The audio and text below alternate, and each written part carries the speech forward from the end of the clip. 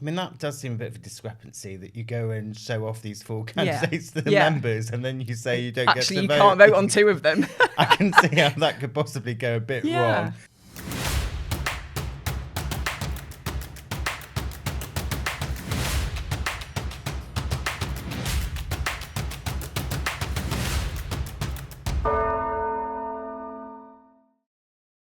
Well, we're used to political chaos here in the UK. We've had plenty of that over the last few years. But what has been going on in America is incomparable, really, isn't it?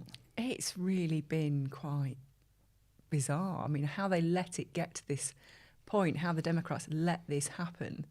And even as outside observers, which obviously we in the British press are, even we've known for quite some time that President Biden's health was not great. So I don't understand how they allowed this to continue for so long and end in the way that it inevitably would end.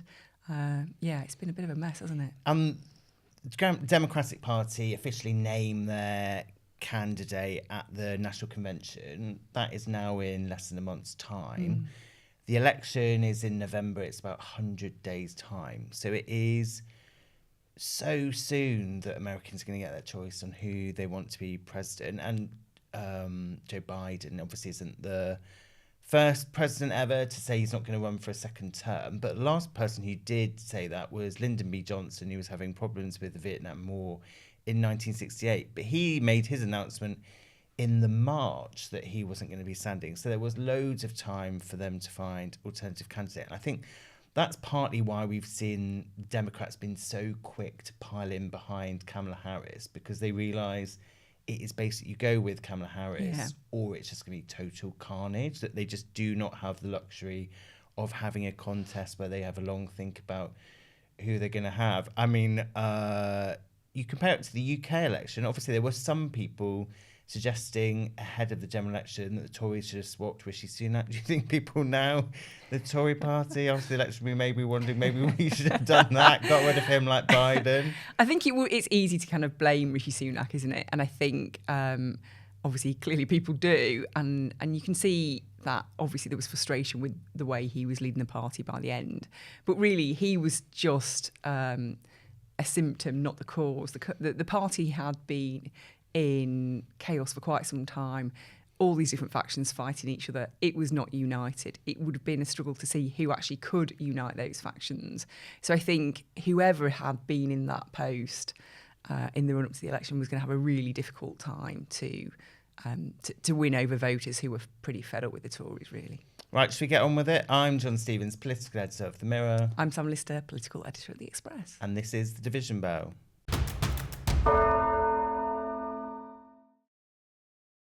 Well, just days before the new US president is announced, we will get a new Conservative leader. It's quite astonishing that it's going to take that long. Tell us the rules, John. Yeah, so we're not going to find out who is going to be the next Tory leader until November the 2nd. And Rishi Sunak's going to cling on as acting leader until then. And they finally decided the rules of the contest. So on Monday, nominations will close. MPs basically need to get the backing of 10 fellow MPs in order to be nominated. And then they will get whittled down by MPs holding ballots ahead of the party conference. Is it in October? At that party conference, they'll be down to 4 candidates who will all get to make their case. People have talked about how it's going to be a beauty parade, although maybe that's not the term with some of the people in the race, but maybe I'm being unkind. And then after that, they'll get narrowed down to 2 candidates, and then members will get to decide who they want. And eventually, after all of that, we will get to a new Tory leader. Do you think that's the most sensible way of doing things? No, and neither do a lot of Conservatives. My phone started pinging last night as soon as the rules were announced. People are deeply frustrated, and from different parts of the party for different reasons. So I think this has got huge potential to end in disaster. What we have here is a really long, drawn-out process, which I think, as I've said before on this podcast, I think personally is a mistake. All you're doing is airing your dirty linen in public. You've got months now of Tories basically fighting other Tories after years of division. It's really not what the public want to see.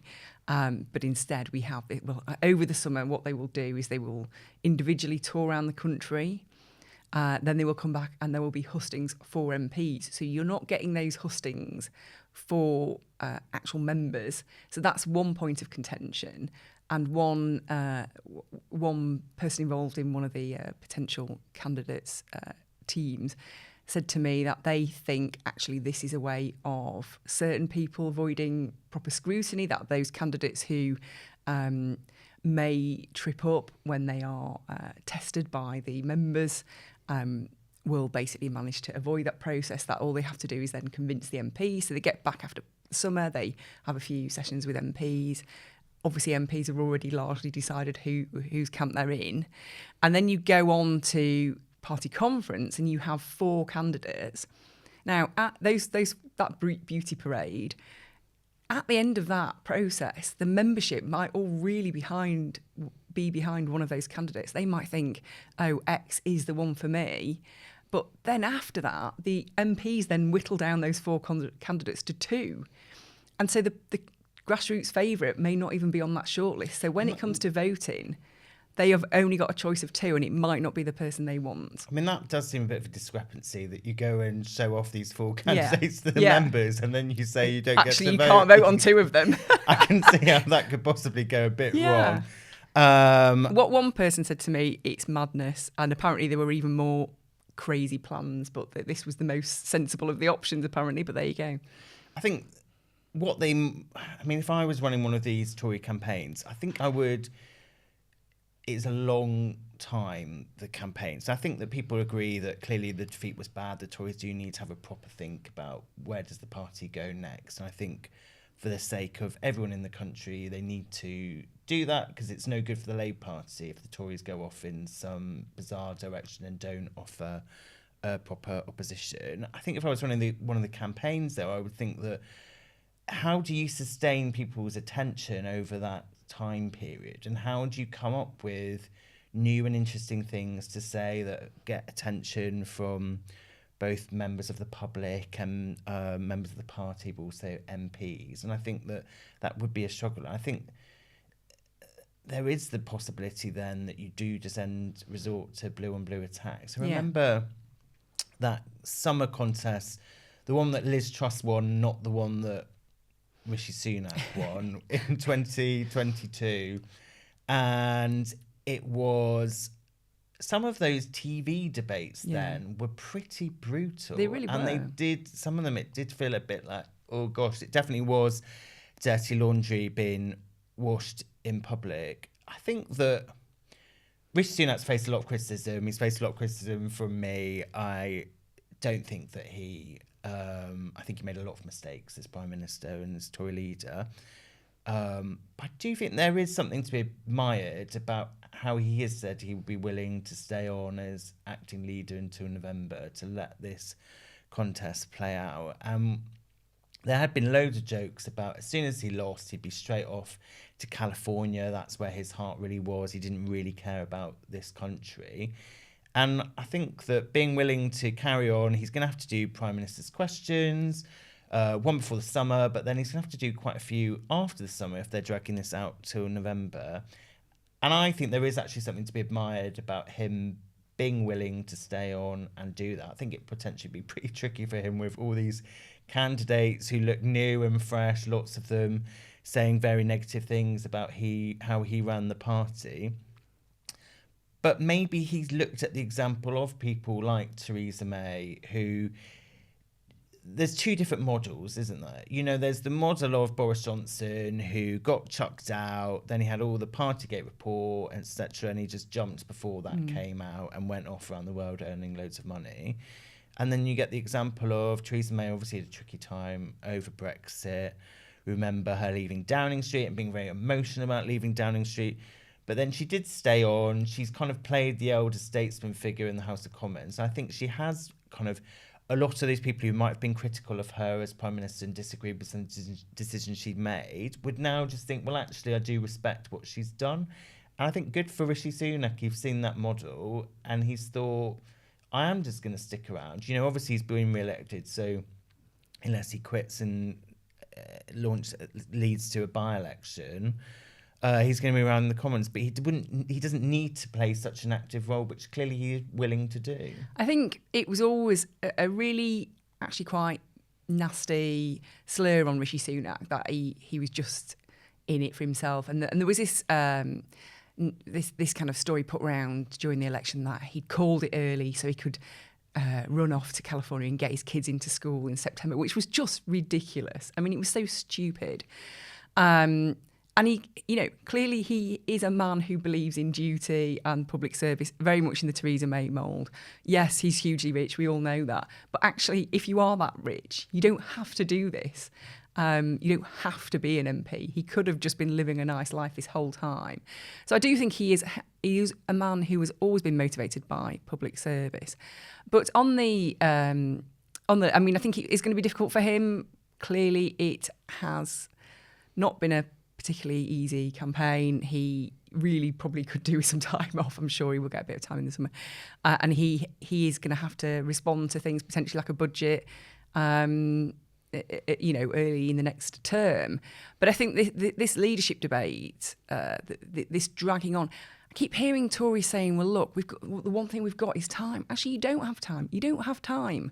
And I don't know why they can't see this, because you've got local elections in May next year. That is coming pretty quick down the road if you're not electing a new leader till November. There is a potential budget on the horizon from Labour.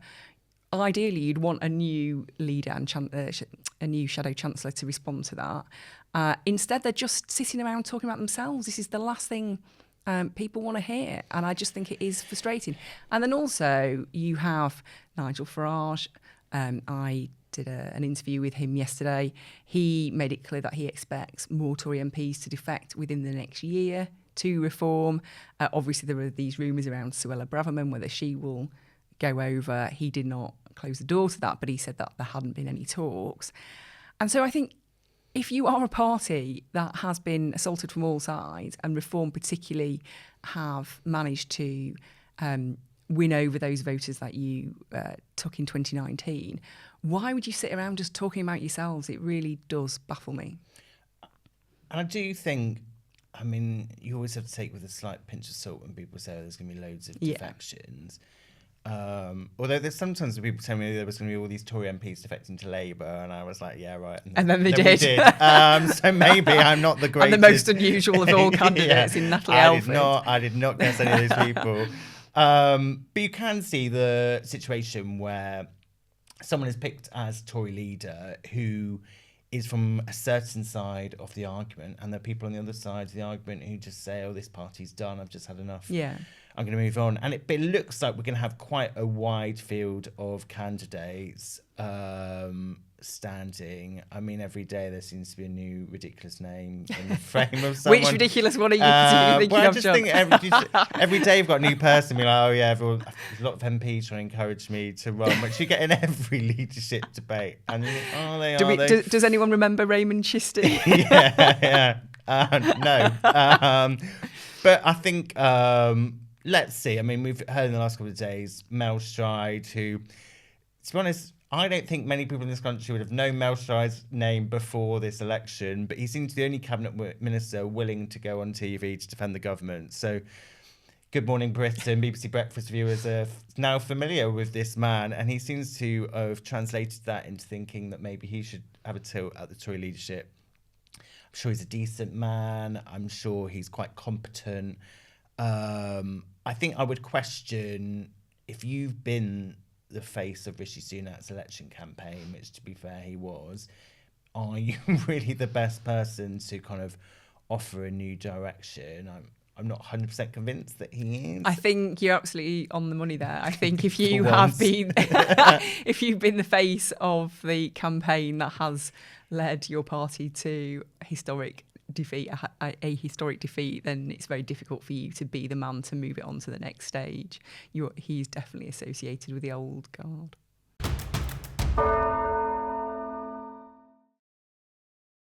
Labour have obviously got a massive majority, but the issue that doesn't seem to have gone away is this issue of the 2-child limit, which means that if you're claiming universal credit or child tax credits, you can claim them for your first 2 children, but if you have a 3rd child, a 4th child or whatever, you won't get them for them. And there have been lots of reports suggesting that this is dragging families into poverty. There's pressure from some backbenchers saying that they would like to change it.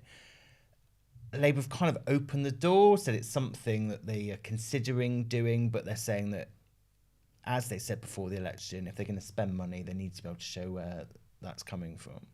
Yeah, I think it's difficult for Labour because you can't accuse the Tories of trashing the economy and order of review, because even though the books are essentially open these days, because we do have this independent office for budget responsibility which sets everything out, they've ordered their own review to show just how bad it really is. And clearly that is them setting the ground for having to make difficult decisions. And so you can't do all that and then suddenly announce in a budget, actually, we've found the money for this. I mean, it would just look bizarre. So I think they've got a circle to square, really, haven't they? They've got backbenchers who are clearly furious about this. I think they had a meeting with Liz Kendall, the Work and Pensions Secretary. Apparently they came out of that, I won't use the word, but they were unhappy, let's put it that way. They didn't feel they got the answers they wanted. But Bridget Phillipson, the Education Secretary, Keir Starmer, they are trying to signal that this is something that they do want to do when they can. But how long can they keep those angry backbenchers at bay? But ultimately, actually, they can keep them at bay for quite a long time because it's a small group, they've got a huge majority, and they just have to make the choice, don't they? Do we want to appease these backbenchers, or are we happy to have that fight? Yeah, I think for the time being, as you say, they are signalling this is something we would like to do. There was a slight change in tone from Bridget Phillipson when she was out on TV on Monday, that they do want to say to the party, this is clearly that something, if there was the money to do it, we would like to do it. But I think they are going to wait to a point where there is growth in the economy, that the kind of figures are looking more optimistic. And Rachel Reeves got a whole list of things that are needing money at the moment. We know that every year the government goes through this pay review process where you have independent boards come forward with recommendations for how much the pay rise is for the police, the NHS, teachers, armed forces, prison staff. I mean, basically millions and millions of public sector workers come forward and give recommendations of what their changes in pay should be. And it sounds like the review body, which does teachers and NHS staff, those two review bodies have come forward with recommendations of 5.5% pay rises. And the amount of people who work in the NHS and the amount of people who work as teachers is obviously very large. And that's going to be something that it wasn't budgeted for, or money was set aside or envisaged that it was going to go towards these pay rises, but they weren't expecting them to be as high as that. So when you've got Rachel Reeves having to find money to pay for things like that, I think that that's why they will be saying this is something that would be a good thing to do. It's something that would have an impact on reducing poverty, but it's something that we just won't be able to do for the time being. But it is starting to sound like, and you speak to Labour MPs, and a lot of them now seem pretty convinced that it will happen at some point in the next 5 years, just not immediately. But I mean, the Labour government actually have cover on this because the public agree with the 2-child cap. They don't want it removed. The majority of people polled actually think it is a good thing that actually you have to make choices in life, and those choices involve deciding if you don't have enough money, then you don't have that 3rd or 4th child. And you don't expect other people who have made the decision to keep their family to a maximum of 2 because they can't afford a 3rd or 4th child. You don't expect those families to pay for your extra children. And so I think in terms of public support, they do the public support. You know, there is not an overwhelming clamour amongst the general public for this to be overturned. And Keir Starmer won by appealing to people who voted Tory last time. So, he doesn't have to do this. The public are not demanding this, but it's how big the groundswell in his own party becomes.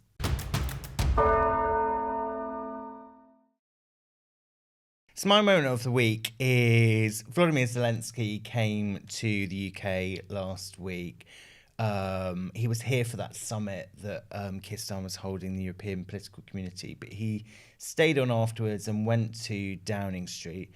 And he did something that no foreign leader's done since actually 1997, which is address the cabinet. The last time it happened was a few weeks after Tony Blair won that landslide in 1997. Bill Clinton came. It was meant to symbolise the closeness in the relationship between the US and the UK. And this time round, it's not happened since. It's not happened. No other foreign leaders, just the cabinet, apart from Angela Merkel did dial into a virtual call of the cabinet. But it's the first person in person. He did it. And Keir Starmer clearly wants to show to the Ukrainian people that he had many differences with the Tory government. He clearly ran on a campaign where the word change was plastered everywhere you could see.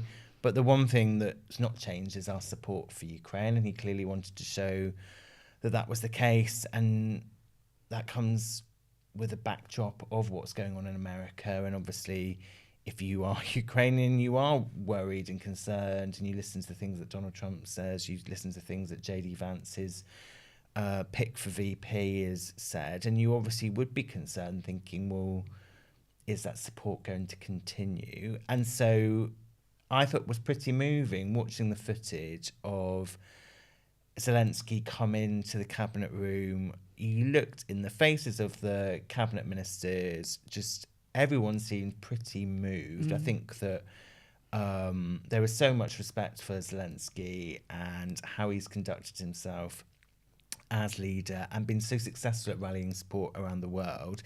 And he gave this speech, and it's always hard sometimes, isn't it, to work out. You can tell that someone's emotional, and it's like, oh, well, they aren't really on the verge of tears, but he definitely seemed very emotional when he was saying thank you to Britain for their support from day one and knowing that Britain was always with them.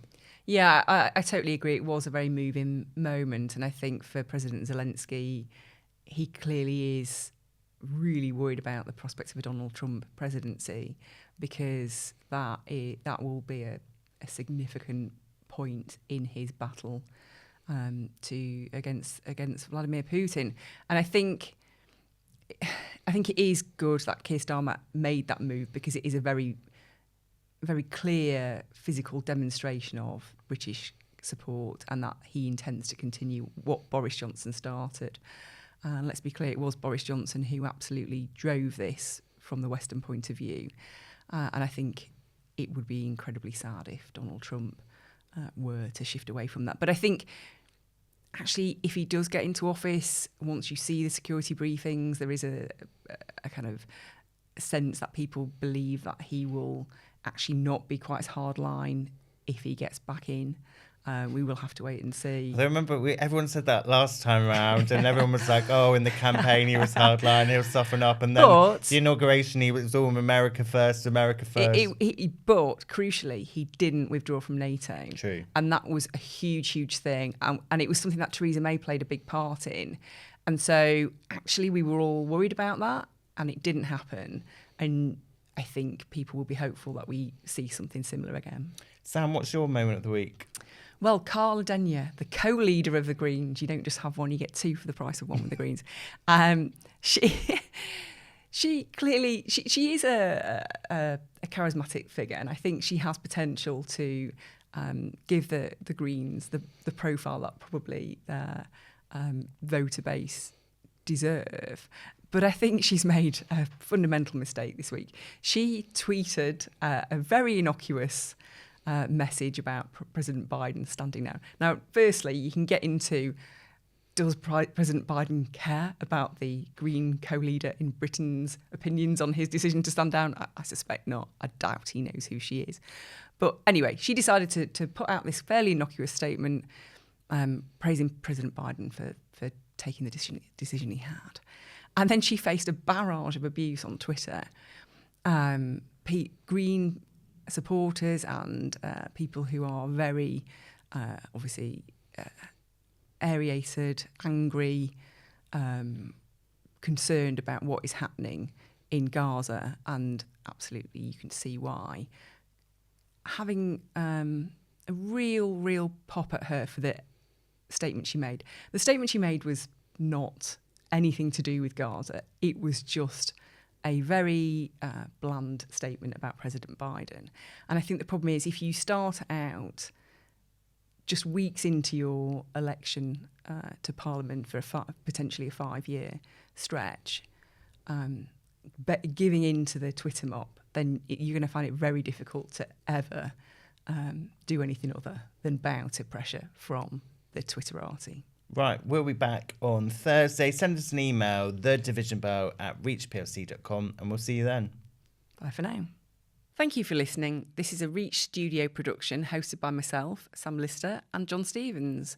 Produced and edited by Lydia O'Malley, Shabir Nurzai. Our researcher is Sheila Mahmoodi, and design and art direction by Curtis Phillips Cozier and Luke Stidson. Audio managed by Matt Millard, and social content managed by Gully Burrows and Ed Washington. Content production and design overseen by Yara Silva, Harry Dumanel and Spencer Robotham.